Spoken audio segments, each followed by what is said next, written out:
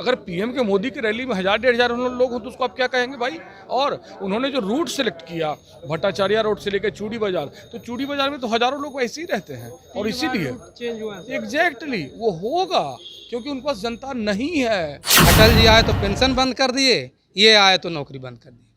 ये प्राइवेटाइजेशन को ज़्यादा लाइक किए, रेलवे बेच दिए, टेलीफोन बेच दिए, एयरपोर्ट बेच दिए, क्या नहीं बेचे।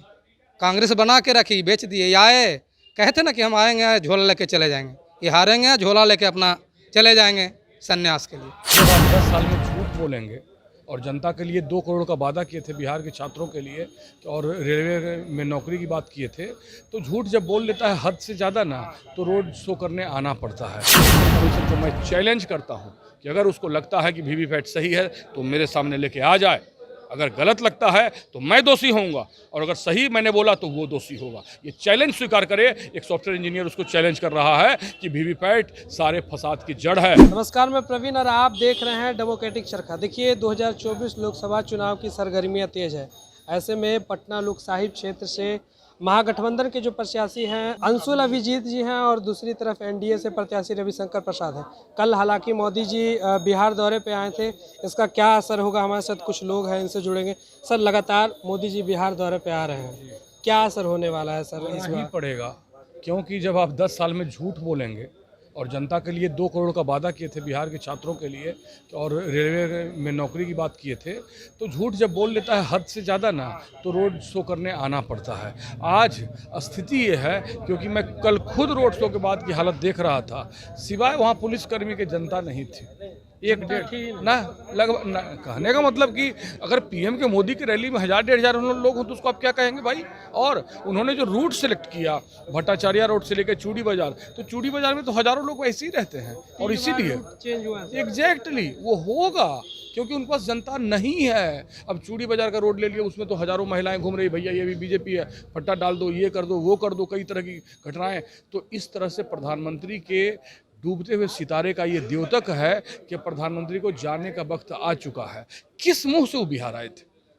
मेरा कहना है एक प्रधानमंत्री को शोभा देता है सिर्फ झूठ ही बोलना, चाहे 2 करोड़ का रोजगार ही एक पॉइंट नहीं हो। सिलेंडर की महंगाई, बेरोजगारी, काला धन और प्राइवेटाइजेशन, रेलवे को बर्बाद करना, आए गए दिन रेलवे में एक्सीडेंट हो रहा है, ये मीडिया, सेना को बर्बाद करना। अभी सैनिक हमारे शहीद हुए पिछले जब 5 राज्यों का चुनाव हो रहा था उस दौरान, कर्नल और ब्रिगेडियर। तो आप इस तरह की चीज़ों को देखिए कि प्रधानमंत्री जी पूरी तरह विफल हो चुके हैं। प्रधानमंत्री जी की अब हैसियत नहीं रह गई ये बोलने की कि भाइयों मैं रोजगार दूंगा। उन्होंने सिर्फ एक झूठ फैलाया, तो झूठ की उम्र लंबी नहीं होती है। बड़े बड़े लोगों ने कहा है, आप कांग्रेस की क्या बराबरी कीजिएगा।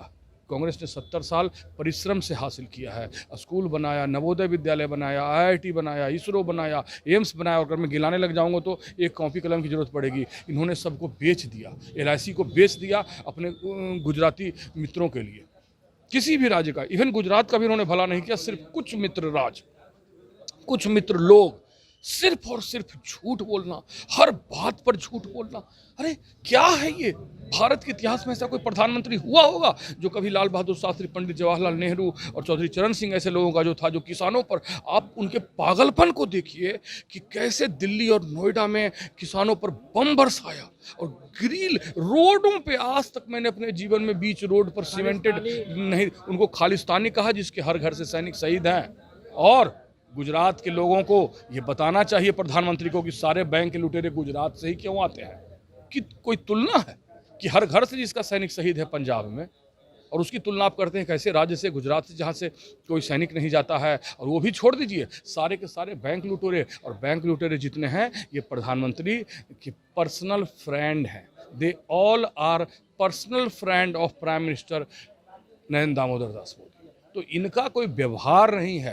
वो एक व्यापारी के, दुकानदार के तौर पर काम कर रहे हैं। वो देश को एक दुकान समझते हैं।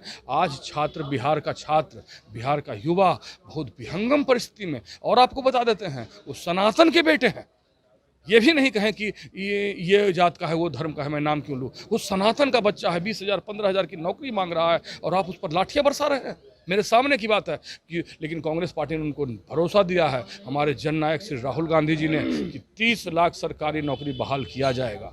और हम सभी लोग बिहार में इसकी मिट्टी में पैदा हुए हैं। ये जानिए कि 2014 तक बिहार भारत देश में सबसे बड़े सरकारी नौकरी का था, नंबर 1 था सरकारी नौकरी में। ये कांग्रेस ने हमें दिया जब तक कांग्रेस की सरकार केंद्र में रही, और इनके आते ही ऐसा क्या हुआ कि हमारी भागीदारी यूपीएससी में घट गई, हमारी भागीदारी बैंक में घट गई। यूपीएससी में इन्होंने कॉन्ट्रैक्ट हायरिंग लाया है। जब परीक्षा खुला हो रहा है तो क्या डर है भाई, गुजरात के लोग बैठ जाएं, आरएसएस के लोग बैठ के परीक्षा पास कर लें, तो वो तो कर नहीं पाएंगे। तो उनको बैकडोर से एंट्री कराने के लिए क्या लाओ भाई, लैटरल हायरिंग। तो ये भारत की जनता और बिहार के छात्र समझ गए, कहीं भी इनकी हालत नहीं है। ये ईवीएम का ढोंग रचते हैं। मैं तो खुद ईवीएम एक्सपर्ट हूं, मैं जानता हूं कि ईवीएम में, लेकिन ये टॉपिक ईवीएम का नहीं है। अगर वो ईवीएम नहीं हो ना तो 50 सीट जी। आज एक ट्विटर पे वीडियो ट्रेंड हो रहा है कि उन्होंने कहा कि हम साइकिल छाप पे बटन दबाए, लेकिन वो कमल का निशान। सही बात है, क्योंकि ईवीएम एक प्रोग्राम डिवाइस है। ईवीएम के बारे में आप जानिए कि जो बीच में वीवीपैट लगा हुआ है, तो वीवीपैट जो पर्ची लगी हुई है, तो आप उस जगह पर प्रिंटर क्यों नहीं यूज करते हैं जब पर्ची ही दिखाना है? तो आप, हमारा एक सवाल है, जब हमको पर्ची ही दिखाना है तो हम प्रिंटर क्यों नहीं यूज करेंगे, वीवीपैट क्यों यूज करेंगे? क्योंकि वीवीपैट में चिप होता है, माइक्रो कंट्रोलर। वो माइक्रो कंट्रोलर प्रोग्रामिंग होती है, मैं जानता हूँ, मैं सॉफ्टवेयर इंजीनियर भी रहा हूँ, और मैंने इन पर श्री भानु प्रताप सिंह जी के साथ मैंने खुलासा किया है। मैंने दिग्विजय सिंह जी को भी कई बार ऐसा अपना जानकारी रखा है उनके सामने। तो ये छोड़ दीजिए, आप इस पर आ जाइए ना, महंगाई की क्या हालत है आज, महिलाएँ, साधारण गरीब परिवार की क्या हालत है आज। 1200 रुपये सिलेंडर खरीदने का 400 का, तो ये 800 रुपये कौन ले रहा है? Who is taking 800 rupees every cylinder in this country in last 10 years? आज आप जो डीपी खाद बेचते हैं, खाद की कीमत 2 गुना बढ़ा दिया। खाद की कीमत, बिहार ऐसे राज्य को सिर्फ एक मजदूर की फैक्ट्री समझते हैं। जो भी बिहार में हजारों रोजगार रेलवे और बैंक में था, आरपीएफ की बहाली होती थी, हर रेलवे के जोन की बहाली होती थी, सबको खत्म कर दिया। और क्या बोला, पकोड़े तलो। तो ऐसा गिरे हुए मानसिकता का प्रधानमंत्री नहीं चाहिए। लेकिन युवा जहां पकौड़े तलने के लिए ठेला लगा रहे हैं, वहां से प्रशासन भगा रही है, उन पे लाठियां बरसा रही है। यही तो होगा, यही तो डिक्टेटरशिप का रूल है। डिक्टेटरशिप कहता क्या है कि अगर आप हमारा विरोध कीजिएगा, आज आप लोग ऐसे स्वतंत्र मीडिया हैं, और मुझे गौरवान्वित महसूस होता है आप लोग ऐसे मीडिया से बात करके कि आप लोग उससे नहीं डरते हैं और खुलेआम आते हैं बताने के लिए, और हम अपनी राय रखते हैं। नहीं तो बहुत बड़ी बड़ी मीडिया ने अपना ईमान और धर्म दोनों बेचा है, और उन्होंने देश के साथ गद्दारी किया है। लेकिन आप लोग ऐसे मीडिया को रहते हुए किसी कीमत पर प्रधानमंत्री और उनके जो बिजनेस व्यापारी दोस्त हैं, उनकी जो मिली भगत है, वो जो देश लूट रहे हैं, ये बातें छिपेंगी नहीं, क्योंकि आप लोग ऐसे स्वतंत्र मीडिया भी इस देश में उपलब्ध हैं। आज इमरजेंसी लगा हुआ है, किसी बड़े मीडिया की हिम्मत है ये बोलने की? क्योंकि जब इंदिरा गांधी ने इमरजेंसी लगाई होगी, उस समय इमरजेंसी मीडिया की आज़ादी थी, मीडिया ने ये वर्ड यूज किया इमरजेंसी। आज आप इमरजेंसी वर्ड नहीं यूज कर सकते, जबकि लगा हुआ है। इमरजेंसी में होता क्या था, किसी नेता ने अगर उनके काले कारनामों को खोल किया तो उसको अरेस्ट कर दो। संजय सिंह है, अरविंद केजरीवाल हैं, हेमंत सोरेन जी हैं, YSR की जो बेटी हैं कविता जी हैं, जिसने इंडिया और कांग्रेस के साथ गठबंधन किया। अरे भाई, आप जब कह रहे हैं कि कांग्रेस विवश है, कमज़ोर है, तो इतना भयभीत क्यों? एकमात्र आदमी राहुल गांधी से, जो बेचारा कन्याकुमारी से कश्मीर तक पैदल चला गया, उससे क्या डरना?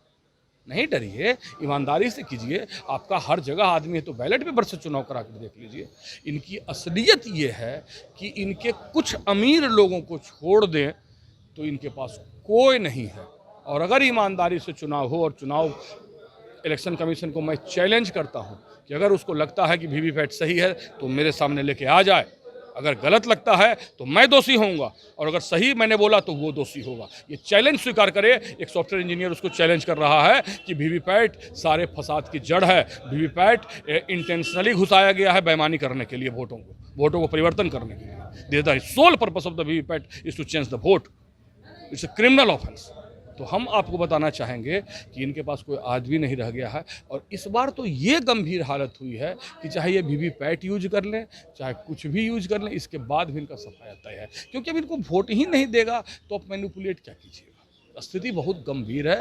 पूरे दक्षिण भारत में बीजेपी का नाम लेने वाला नहीं है। पंजाब में घुस नहीं पा रहे हैं गाँव में, हरियाणा के गाँव में घुस नहीं पा रहे हैं। इनकी ये स्थिति है।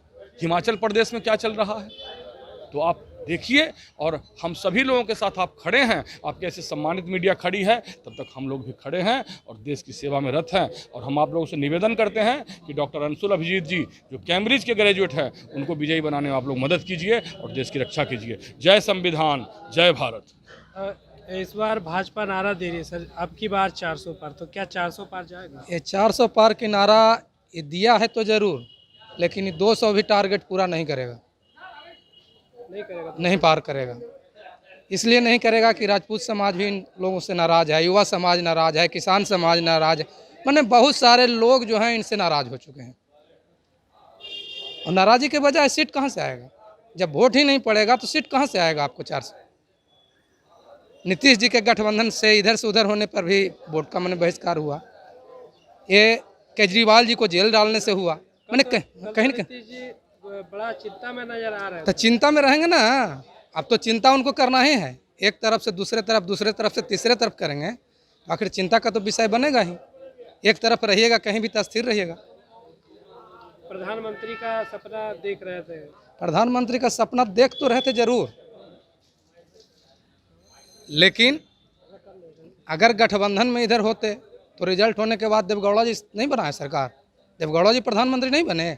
अब गठबंधन में तो पहले रहते तब ना प्रधानमंत्री का उम्मीदवार का भी प्रधानमंत्री का निर्णय हो गया। इधर इंडिया गठबंधन में तो नहीं हुआ निर्णय कि अभी प्रधानमंत्री। जहाँ पूरे देश में बेरोजगारी चरम पे है, वैसे में प्रधानमंत्री हर जगह जाकर राम मंदिर का मुद्दा सबसे पहले उठा रहे हैं, तो ऐसे में कैसे देखते हैं? देखिए, बेरोजगारी का मुद्दा तो सर्वप्रथम है। बेरोजगारी और महंगाई, युवा वर्ग ठगा सा महसूस कर रहे हैं। जो वैकेंसी रेलवे में होती थी, पुलिस विभाग में होती थी, स्वास्थ्य विभाग में होती, सब नौकरी ये इन्होंने क्लोज कर दी। अटल जी आए तो पेंशन बंद कर दिए, ये आए तो नौकरी बंद कर दी। ये प्राइवेटाइजेशन को ज़्यादा लाइक किए, रेलवे बेच दिए, टेलीफोन बेच दिए, एयरपोर्ट बेच दिए, क्या नहीं बेचे। कांग्रेस बना के रखी, बेच दिए। ये आए, कहते ना कि हम आएंगे झोला लेके चले जाएंगे, ये हारेंगे झोला लेके अपना चले जाएंगे संन्यास के लिए। क्या नाम हुआ चाचा आपका? मेरा नाम हुआ राजेंद्र चौधरी। मैं अनुसूचित जाति विभाग का उपाध्यक्ष हूँ बिहार प्रदेश कांग्रेस कमेटी में। क्या इस बार मुद्दे होने वाले हैं जनता के बीच? क्या मुद्दे लेकर आपके प्रत्याशी जाएंगे? क्या आप एक आम नागरिक के नाते क्या मुद्दे होने वाले इस बार? क्योंकि भाजपा कह रही है अब की बार 400 पार। भाजपा कह रही है 400 पार, हमारे राहुल जी कह रहे हैं कि 150 पार से कर जाए तो इसकी मैं गारंटी लेता हूँ। भाजपा का 150 भी नहीं, 150 भी पार कर जाए तो मैं इसकी गारंटी लेता हूँ। अब यही दुविधा वाली बात हो गई। ये प्रधानमंत्री हो के कोई भी आदमी देश का ये कहेगा कि हम 400 पार कर रहे हैं, ऐसा दे रहे हैं, ये गारंटी ले रहे हैं कि 400 पार 400 पार। ये डेमोक्रेसी में ऐसा हुआ है क्या? ये डेमोक्रेसी है ना, हमारा भारत क्या है?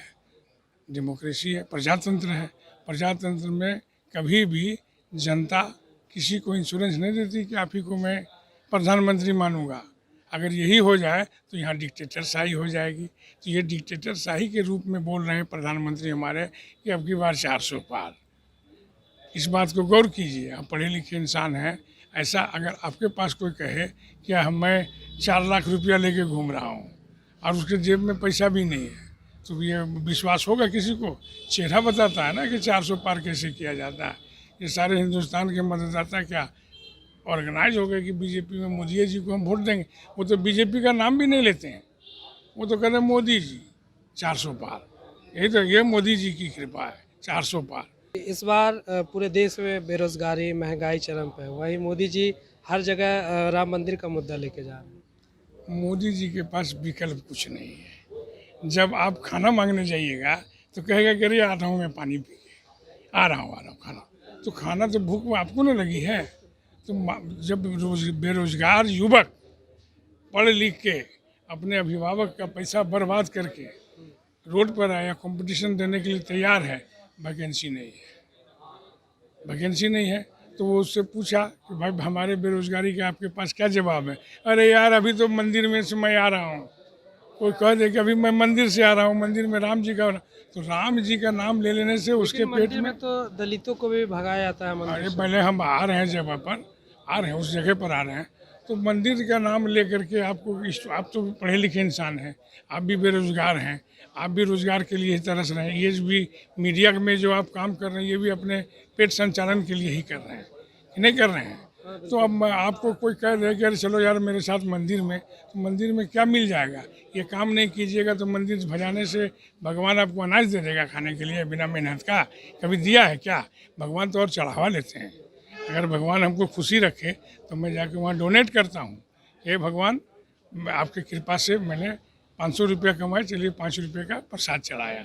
और मोदी जी बोलते हैं भगवान को ही भजो, पेट को नहीं भजो, कमाओ मत और हमारे मंदिर में आओ।